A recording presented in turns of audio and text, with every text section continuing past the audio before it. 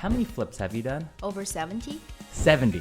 House flipping is definitely a strategy where you can accumulate wealth so quickly compared to many other strategies. Good contractors shouldn't be a salesperson, right? Contractors should be doing work all the time. They should be doers, not talkers. What's the most you've ever made on a flip? Over 600,000.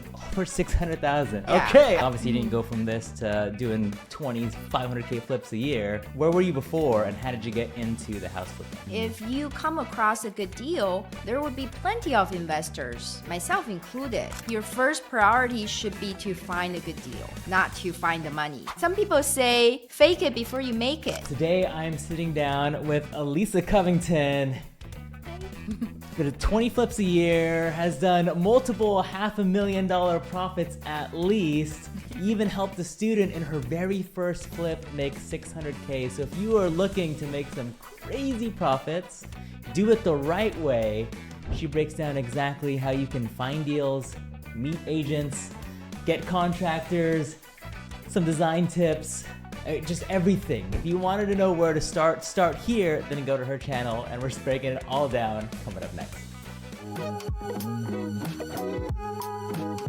Well, Elisa, thanks for jumping on the show. Hi Josh, thanks for having me. Let's just do a quick highlight reel context. How many flips have you done? Over 70? 70. Okay, how many flips are you gonna do, or are you in 2024, so this year? I bought 16 houses here and sold 11 so far.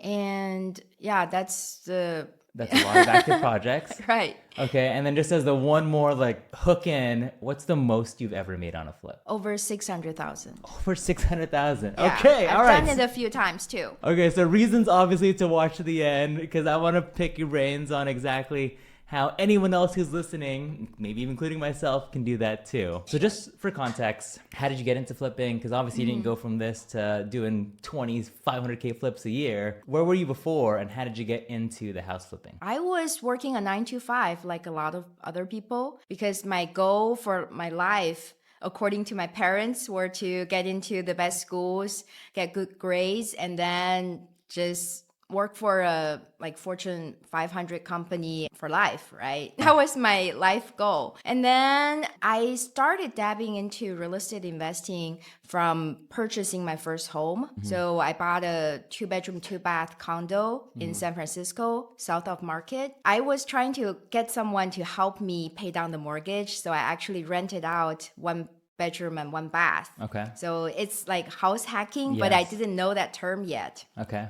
So that's how I started to realize the power of real estate investing. It's really, you get monthly payment from the tenant, but then at the end of the year, you still have a paper loss from depreciation and a lot of deductions. So I just loved it so much. I was like, oh, I gotta get more rentals. Because the more rentals you get, the more benefits you can get. And then hopefully, eventually, I can replace my W-2 income. So I bought another rental in San Francisco, another condo. And it was pretty poor shape because it was a rental for maybe 10 years before. Okay. And we decided to renovate it. But my then boyfriend and now husband convinced me not to hire a contractor. He's, oh, I can do all the work myself. I can, like you and I, between you and I, we can get it all done. So I decided to do that, and then we were at the condo every weekend for 2 months straight. And we pulled out the old carpet, demoed the kitchen, did the paint job,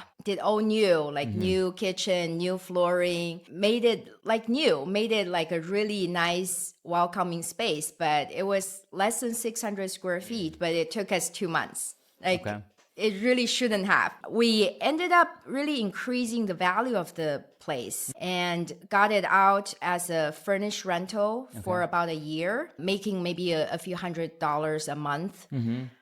Cash flow. But then after a year, we realized that the value of the place appreciated so much by like 40%.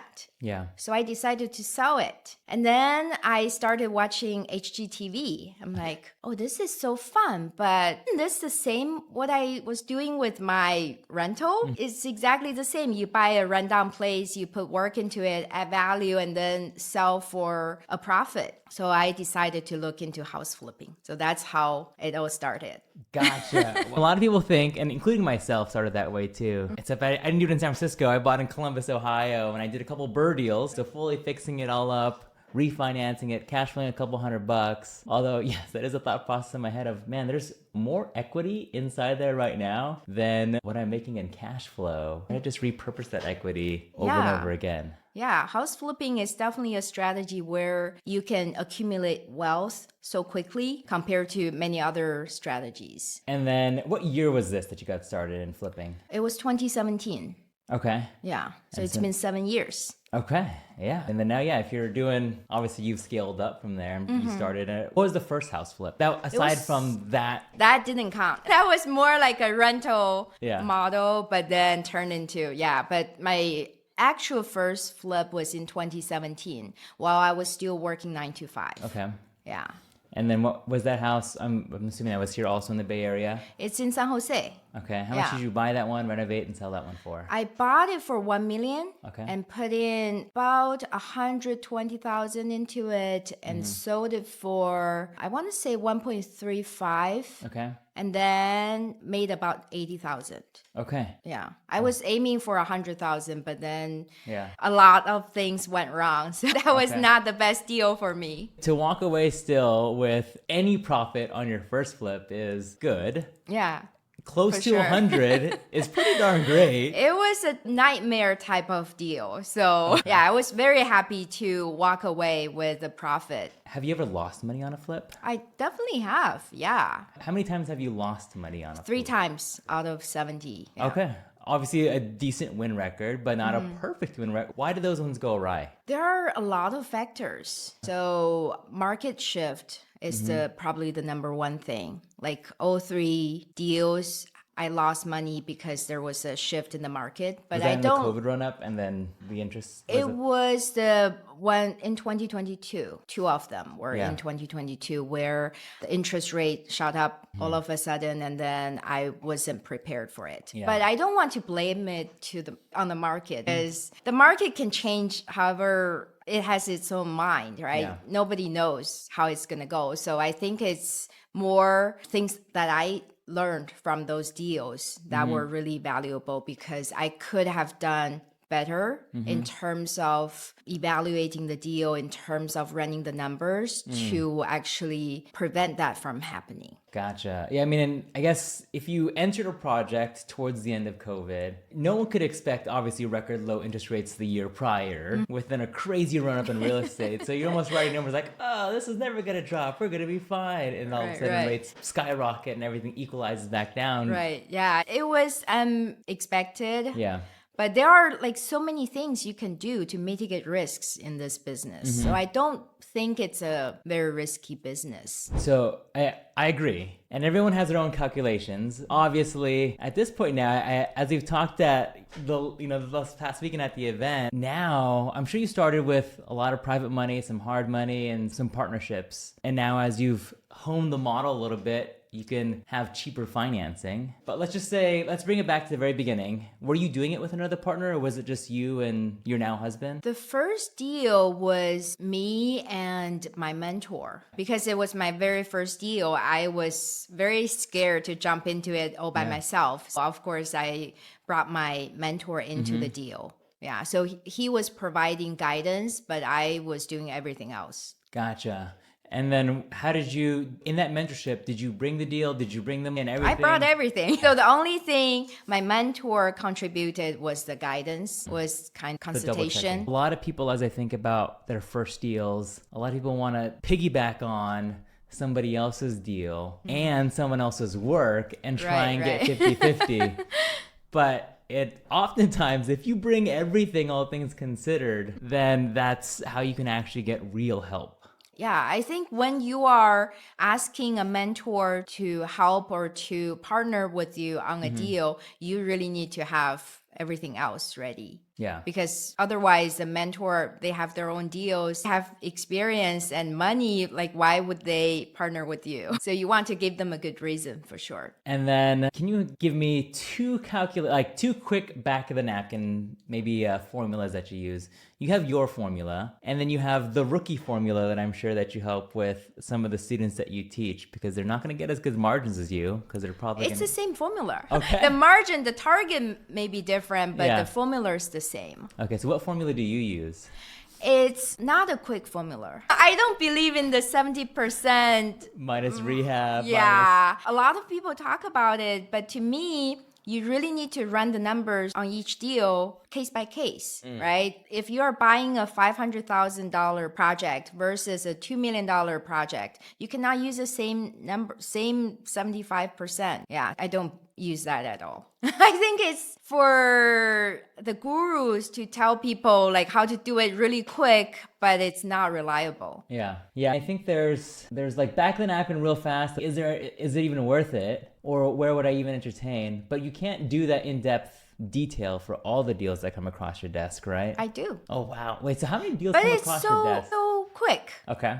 Yeah, you plug in the numbers and then it's voila. Okay. You can see it right away. So it's not any slower than the 75%. It's for people not knowing all the costs associated with the deal. Then they may need to rely on that. Yeah. But I don't recommend it. I'm sure you have it all templated out. If you're doing it here in Los Altos Hills, I'm going to put in these finishers. Here's my cost per square foot on Right, renovation versus Daly City would be this. It's more complicated than that. Okay. Right. It's about the location. It's Yeah. about the price point, about the type of finishes you want to use. Also, it's about the size of the home, like a larger home versus a smaller home. Usually smaller home, the renovation cost per square foot is higher, way higher. And then the year built is very important too. The older the home is, it's very intuitively like they are going to cost a lot more. Yeah. They need more. Yeah. Okay. And then what about in terms of, say, finding these deals? Obviously now you're established, and I'm sure that you are the first flipper that agents text when they have deals. But are you doing direct to seller, or is it just all off-market pocket listings? How are you getting deals? Most of my deals are from agents. I've established a big network of agents who work with me, who like working with me. So they do come to me directly, like whenever they come across deals. And also social media has been great. So I've got a lot of deals from social media, from wholesalers, from agents, word of mouth. So right now you bought 16 this year. How many deals a day or a week are you say that you're actually underwriting and looking through? 2-3 a day. Okay. Yeah. 2 and 3 a day. And then I'm sure no matter what, are you just saying, hey, I'd have to be at this number? Or you're just saying no off the get-go if it doesn't work out for you? It really, it depends on how the numbers, it's all about the numbers, right? If the numbers work, then I don't care the location, I don't care the condition of the home, it can work. But if the numbers don't work, then there's no saving it. Because obviously some agents come in and you would say there's $150K in room there off of what the ARV is. You're like, that doesn't even pay for the construction cost. There's no profit there. So. Right. Yeah. Sometimes they think if you buy a house for $900,000 and sell it for 1.1, you're making 200,000, but there's a lot of costs. Yes. Yeah. Yes. Okay. So you're getting it mainly from agents at this point, just because you've built the relationships and the reputations. What about in terms of someone who wants to flip, make the change in 2025, is inspired by transform real estate? Obviously, you get first dibs on deals because you've earned it. But I don't know all the agents, right? There are so many agents out there. Yeah. In the Bay Area, there are probably more than thousands of agents. So there are a lot of relationships to be formed. Yeah. Like even if you are starting out, I don't think you should be intimidated. I agree. Because I really don't have all the agents in my network. I have like maybe a few hundred. Yeah. Yeah. And I think too, obviously there's established agents who obviously do the most volume, but there's also agents, if you're just starting as a flipper, and this is me as I've offered on a few different flip properties that have actually still not closed yet. But there are agents who are, whether it be a year or two into the game, who are still working on the relationships. Those are sometimes the best ones to look at, because anyone who starts to entertain and give them actual offers to bring to sellers end up being almost the lifeblood of deal flow. And hopefully as you close some, end up being the ones. Yeah, I think anybody can start by just reaching out to agents and reaching out to wholesalers to try to establish trust. And then if you can really show people how you are reliable, like you have everything ready, you have the proof of funds, you have the means to close on a deal in a timely fashion, then the agents would work with you even if you are new. Yeah, that's how I started. Everybody has to start somewhere. Yeah. Okay, and then for the rookies that you're helping out right now, what do you say is the best way that they're funding their deals right now? Is it their own cash? Is it hard money? Is it private money? I love hard money. Even 7 years into the business, I still rely on hard money to fund pretty much every of my deals. Yeah, so every deal I use a hard money loan. And because I'm doing so many deals at the same time right now, 10. So it's really essential to have hard money loans so that you can do multiple deals at the same time. Totally. I think, again, I've never flipped and sold stuff. I've flipped, used hard money, and kept as rentals. I love hard money too, but I remember going through my first deal with hard money and thinking, man, and at that time interest rates were like 3%. So looking at first time hard money, my interest rates are crazy. It was like 12, 14%. The interest rates are higher for beginners for sure. Yes, and it's like, man, like how could I ever justify paying high interest rates? And so for your advice to rookies who are looking at the interest rates of sticker shock, what's your rebuttal to that? Hard money is so simple. Okay. Right now, if you ask me to do a conventional mortgage, like my head is gonna explode. Really, even for my primary residence, that's the only one that I use a conventional mortgage for, my long-term rentals. So every time I have to do a conventional mortgage, I'm just so frustrated and I'm pulling my hair out because of all the paperwork, all the like the underwriting process, especially as a business owner. Like you have so many different things on your bank statement, and they just try to investigate everything, and they ask me, do you owe Nordstrom money? Because I buy stuff from Nordstrom a lot, and they see a line from Nordstrom every month. They were like, do you owe Nordstrom money? I'm like, no, I just shop a lot. Yeah, so that's one example, but really it takes a solid like month and a half or 2 months of work to put together a conventional mortgage when you can just take like a couple hours to get a hard money loan done. Totally. There's less paperwork. You can close faster. And if you have a lot of deals in play, the conventional side ends up being, because you have to get documentation for every single one of those. I don't think they can even fund that many. I don't think they can fund 10 fix and flip deals. Yeah. Maybe rentals, because you can use the rent income to justify the income requirement. Yeah, and then I think for those who are looking at financing on conventional versus hard money too, if a property is really bad, it actually won't qualify. It needs to have a working kitchen. Okay. And it needs to have like smoke detectors, and the water heater needs to be strapped. But that's a lot of the work that we would be doing during the flip. So we wouldn't purchase the properties already qualified. Yeah. So we've talked about, I guess we're building out the entire team here now, because we talked about how to find deals, wholesalers, agents, and there's still a lot of people to meet that you still haven't met. Lending options, we went conventional versus hard money. And obviously, if you're scared of the interest rates, just make sure you factor that into the final numbers on your spreadsheet. Right. And the more deals you do, the interests get better and better. Yeah. And I'd say, just have some fun. What do you think is more important, the deal or the the agent or the contractor?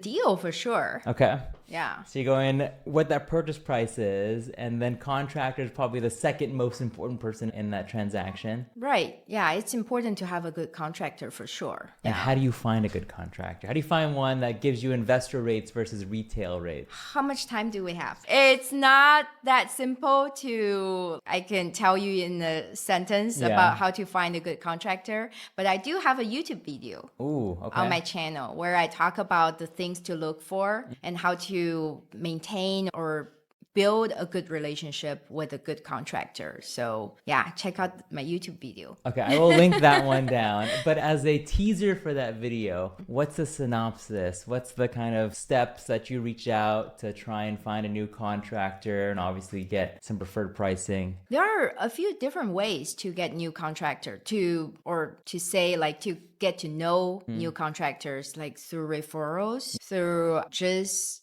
anybody who any projects as you're driving home, as you're driving around. If you see any construction projects in the neighborhood, then you just pop into the job site and start talking to people. And then you can also wait at Home Depot at 6 a.m. Right? Yeah. A lot of contractors are buying materials at that time. Like I saw a YouTube video, I don't know, maybe it was a few months ago. Was it a deal in Santa Cruz or something that you were working through? And I don't see a lot of your deals in Santa Cruz. So I'm sure you were like rebuilding a team down there for that project? No, my contractors actually have a really wide range of locations that they can do. Like usually it's within an hour from San Jose where they live. Yeah. So they can go up to San Francisco and then down to Santa Cruz or Gilroy. Oh, wow. Okay. Yeah. So that means you have a wide range of scope of deals that you're looking through at any given time. Yeah, I do a lot in the Peninsula and the South Bay. Yeah, I mean, I think that's nice, obviously, if you can figure out a home target, but if as you expand and you have more trust in your team, that makes it a lot easier for the deal flow as well. And then in terms of, say, picking out how you're actually going to rehab something, what goes into your process in that in terms of layout or finishes? How are you, because I'm sure you're constantly changing what the plan is as design change. Right, yeah, you have So to follow the trend. A lot of factors go into the design decisions. Like you want to look at the comps, like the sold properties within the area to see what finishes, what kind of layout buyers really like. So in some areas, buyers are younger. They love open concept, right? They want just a big living or great room that has kitchen, dining, living room all in one place, all open. But some areas, buyers are on the older side, then they want more separate living room, separate kitchen, separate dining room. So it really depends on your target, what your target buyers are. Yeah. And also it depends on the price point, right? Of course, the higher the price point, you want to use higher end finishes. And also what the existing layout is, what the existing architectural feature of the home is. If it's a older home, craftsman style, Victorian style, mid-century modern style, then you want to pick out finishes that fit those styles rather than just put modern finishes in every home. So there's a lot that you have to take into account. Are you designing all of the finishes yourself? Yes, I am. I love it. That's my favorite part of the whole process because I get to pick out finishes, to try out different things, to create a finished product that hopefully will appeal to the future buyers. And when the buyers fall in love with the home, I feel really rewarded, very fulfilling. Okay. Yeah, it's your finishes are nice. I've watched some YouTube videos and I like them a lot. Thank and obviously, you. people are buying your products. It makes a difference. It totally does. Yeah. Okay. What about in terms of some horror stories? When has this been a time where you had to fire a contractor? And when do you? It's interesting. I've never fired a contractor. Even on my first deal, I said it was a nightmare. It was so difficult. I didn't have the gut to fire the contractor. It was bad, but it's really hard to fire a contractor midway through the project because first of all, you may have already paid some money that you are not going to be able to recoup.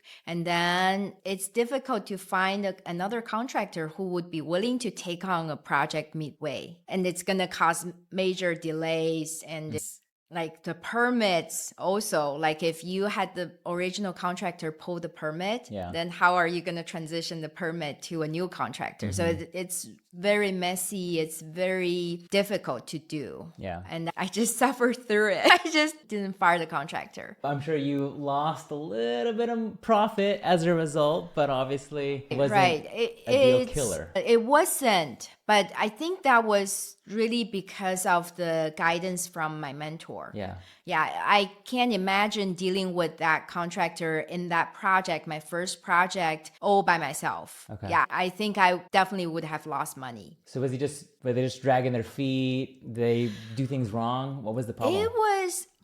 it's a long story. The contractor, I didn't vet the contractor well enough. So that's my fault.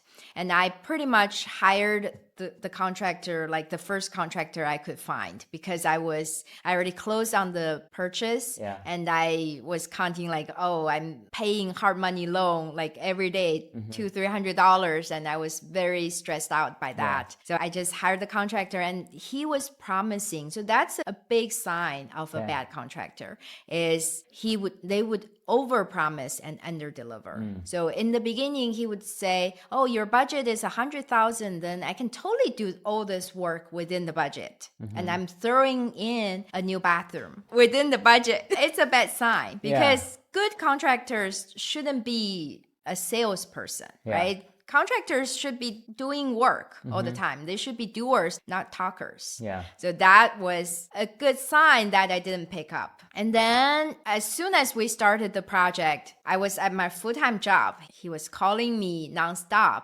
because he said the addition in the back of the house was not done legally. He was like, oh my gosh, this is not safe. We're going to stop working here. There's no foundation in the back of the house. And we're going to go work somewhere else in the house. You think about what to do with this part. I suggest you rip it out and build a new addition, which is going to cost $200,000. And as a newbie working at my full-time job, Your heart sank. Yeah.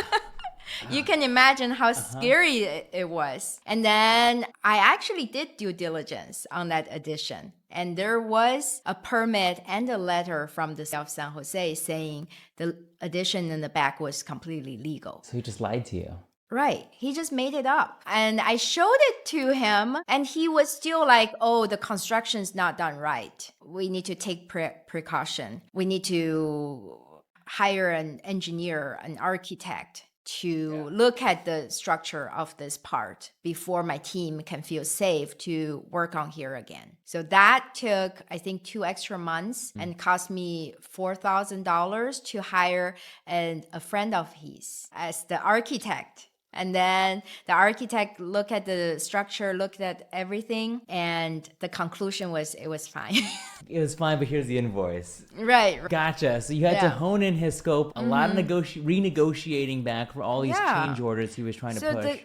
A lot of contractors really live on change orders. So they promise you a low price in the beginning, but then it doesn't cover their costs. It doesn't give them a profit. So they try to make you do a lot of change orders so that they will actually recoup their costs. So a lot of negotiating. You said you didn't vet them properly. What are your top ways that you like to vet contractors now? I said you can get contractors through referrals. Yeah. So if you do get them through referrals, you want to talk to not just the person who referred them, but also other people they've worked for. Ideally, other investors, because homeowners may have a different lens. And then also you want to check on their job sites, right? You want to see how they're, like what kind of workmanship like they have on their current jobs. I think the main thing is really talk to referrals to really understand what the relationship is during the job and if they do good work, if they try to have change orders. That's okay. Change orders. That's the key word as you're talking to these referrals. I dig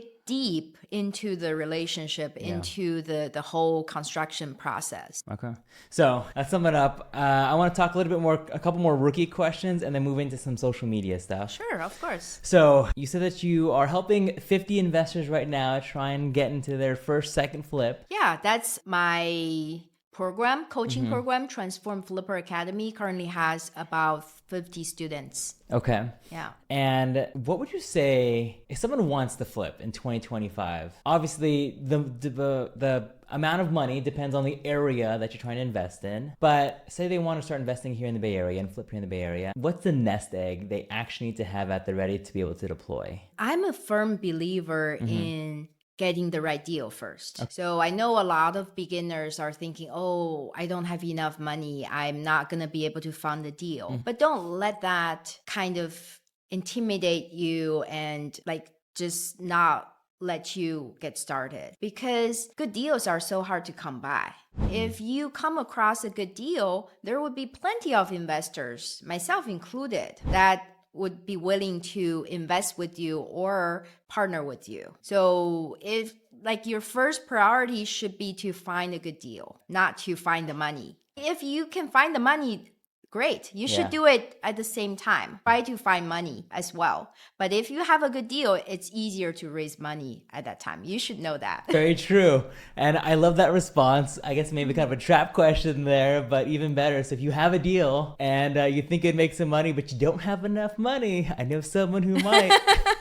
Exactly. Yeah. Plenty of investors. Yeah. I believe you would too, right? Yes, if totally. a good deal comes across, even if you are not doing flips, you would be interested. Oh. Plenty of investors. Yeah. And then as the deal only gets juicier and juicier, that just opens it up to way more possibilities. But obviously, learning how to find it at a good price is obvious. And worst come to worst, you can wholesale it, right? You can assign the deal to somebody else. Yeah. Do you wholesale any of the deals that come across your desk that you close and you're just like, never mind? I haven't done that for a long time. Okay.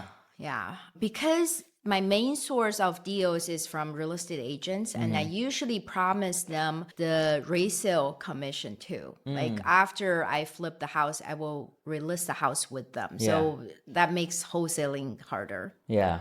Yeah. That makes sense. You don't want to ruin that relationship. No. I think the relationship is really the key to keep getting more deals, to keep being in the business. So I protect my reputation very diligently. Yeah.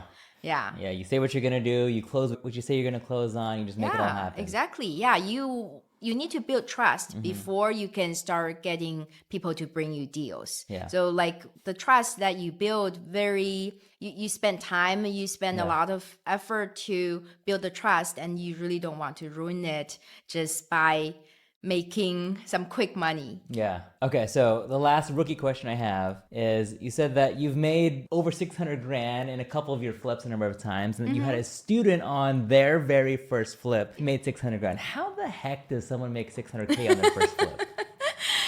There's definitely some luck, but I think also throughout the program. So this is a student of mine who recently sold her first flip in San Jose and made 600,000. Yeah. So that was the whole process. She did, and she followed the guidance from the program. You need to buy it right. If the deal was purchased at market price or not, without the margin, without the type of profit that you want to make in mind, then of course it wouldn't have happened. So you need to buy it right at significantly below market price for it to actually work. And then she put a lot of work into the construction, and then the design finishes were well thought out. The buyers fell in love. They really wanted the house. Okay. That's the key when you try to get top dollar from the market. You need to have the design finishes that will make the buyers fall in love. They see that it's different. It stands out from the competition of a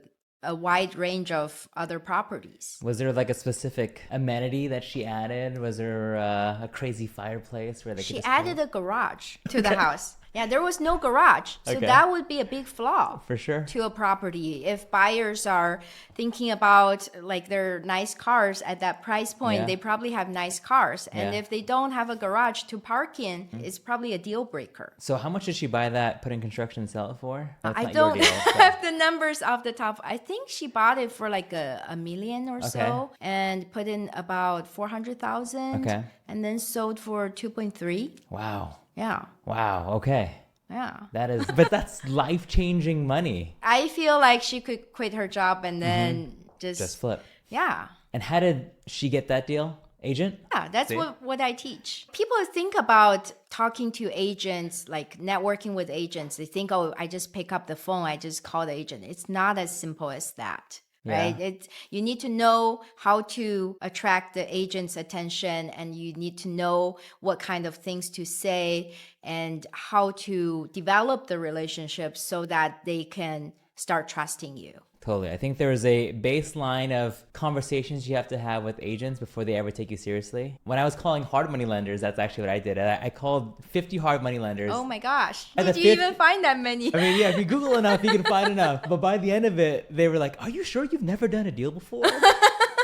Some people say fake it before you make it. If you're doing your first deal, there's a little bit of faking you have to be able to do. So people think that you know what you're doing. Yes. And then by the 50th conversation, you are a hard money lender. So I completely agree. And then as you pivot into people bringing you deals, love your YouTube channel. You break down all the numbers, very transparent, and it is what it is, and then you move on to the next one. There's no extra fluff behind it. How does social media play into your real estate investing? It really started as a hobby. Even till today, I don't see it as something that I try to get stuff out of. I just do it because I love it. I love documenting my journey. I love sharing with people the things I learn and the tricks I find out. It's almost like another full-time job. My husband knows that I actually spend more time on social media on like creating YouTube videos than like working on flips. It's interesting, but I love it. So it doesn't feel like work. With social media, it takes a lot of time to build your presence, to build a following. But then once you start building it, it really can just blow up all of a sudden. Like for the first couple of years, it was just a hobby. But now I really start getting deals. I start getting contractors. I get like people who want to, of course, join my coaching program from my social media. So it start to pay off. Yeah.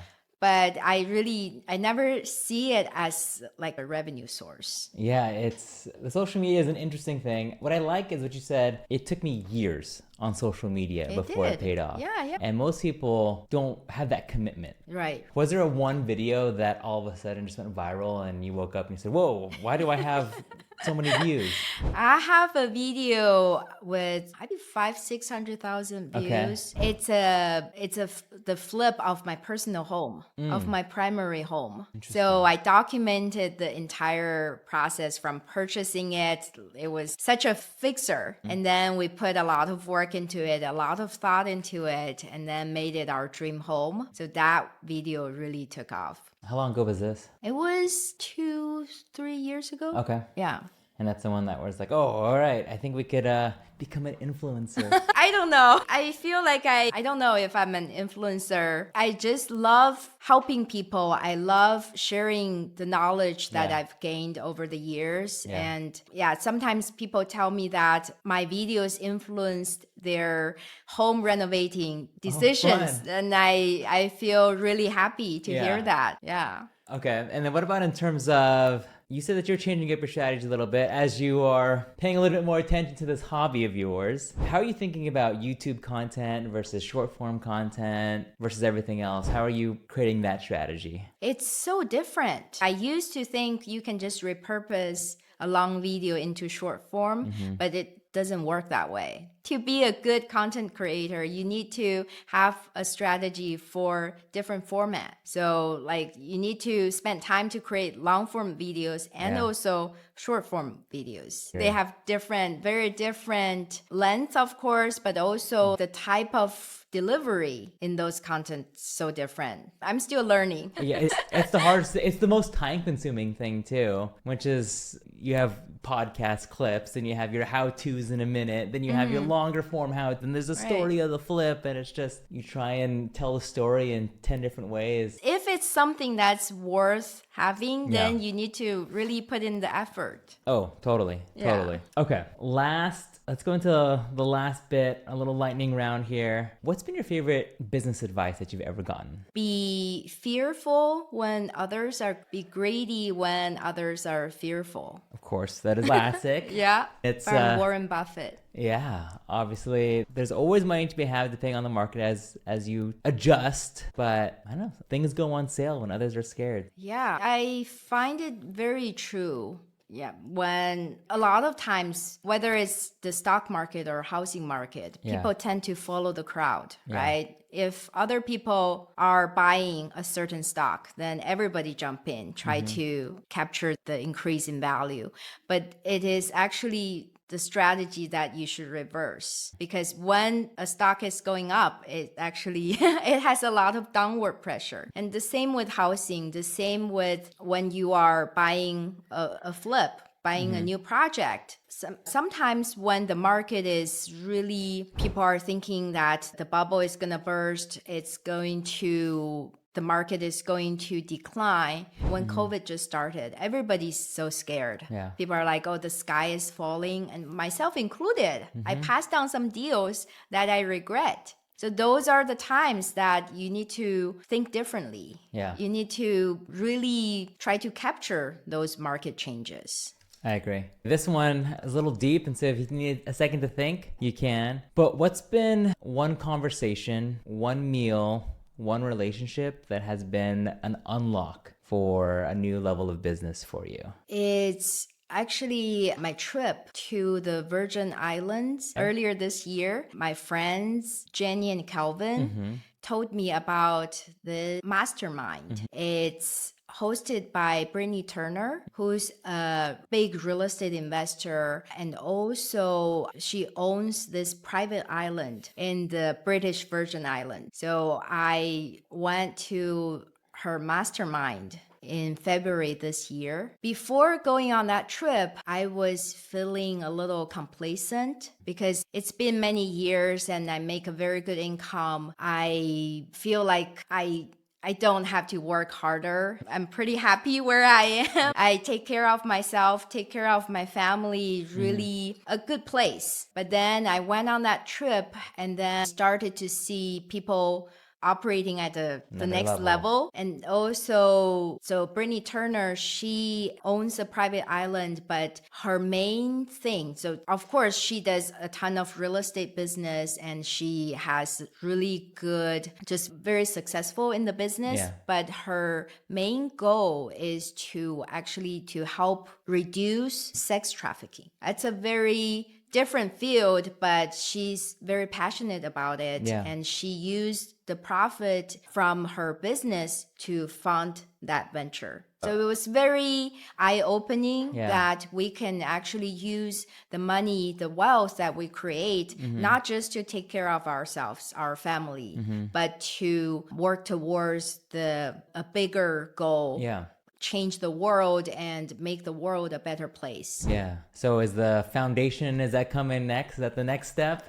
I'm trying to build this into my coaching program too. So in my coaching program, we are, as I said, we have about 50 students. That's because we are not really trying to recruit everybody. We're only recruiting the students that we feel are a good fit for the program. And also they share the same kind of belief, share the same value with the rest of the students. So they want to use, I want to give this tool, like the tool to make money, to create wealth, to the people who are going to use it at the right place.